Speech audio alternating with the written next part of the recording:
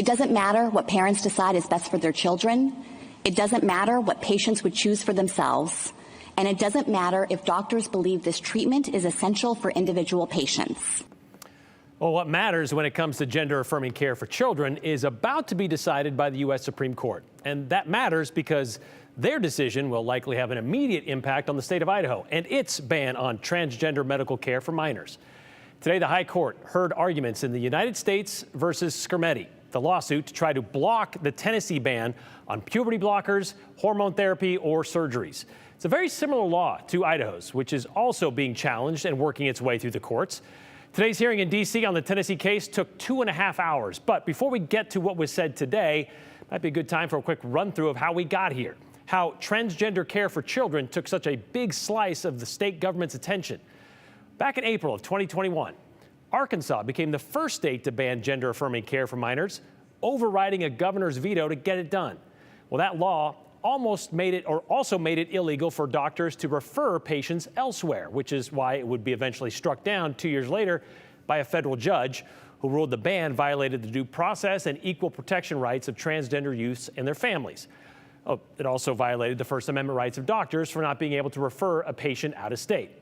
It was during that deliberation, those few months before that, Idaho was busy crafting and passing its own version of the same bill without the referral part. House Bill 71, passed in March of 2023, became law in April and the subject of a lawsuit in May. The plaintiffs in Poe versus Labrador, 2 transgender teenagers and their families, they claim pretty much the same thing as Arkansas and Tennessee's legal challenges. It goes against the 14th Amendment's guarantee of equal protection and due process. And Idaho's Vulnerable Child Protective Act was temporarily blocked from going into effect days before it was supposed to go into effect on January 1st of this year, only to have that injunction stayed and by the U.S. Supreme Court in April, who decided, well, that law could be enforced here in Idaho for everyone but the plaintiffs in the lawsuit. Poe versus Labrador is still with the District Court of Idaho. Meanwhile, the Tennessee law has taken a similar path. Passed in March of 2023, a temporary injunction before it went into effect, and that injunction stayed. But the Supreme Court agreed to hear the U.S. versus Scrimeti back in June. And today, well, this was the day they heard it. Once again, Boise High grad and current Solicitor General with the Justice Department, Elizabeth Proliger, spoke for the U.S. Today, she made the case the Tennessee law violates the Equal Protection Clause because, well, she says if a boy asks for hormone therapy, which matches his assigned gender at birth, well, he could get it.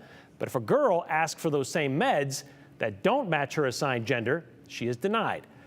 Proliger argued this law should be sent back to the lower court because it classifies on the basis of sex. In an exchange with Justice Samuel Alito, who pointed to a recent study in Sweden and the Cass report from the UK, which showed maybe the benefits don't outweigh the risk for all, Proliger was asked if the DOJ would like to change its petition. She admitted there was a lot of debate here and abroad about who should get what care and when, but she declined. But I stand by that there is a consensus that these treatments can be medically necessary for some adolescents, and that's true no matter what source you look at. But for the general run of minors, do you dispute the proposition, in fact, that in almost all instances, the judgment at the present time of the health authorities in the United Kingdom and Sweden is that the risks and dangers greatly outweigh the benefits? Do you dispute that?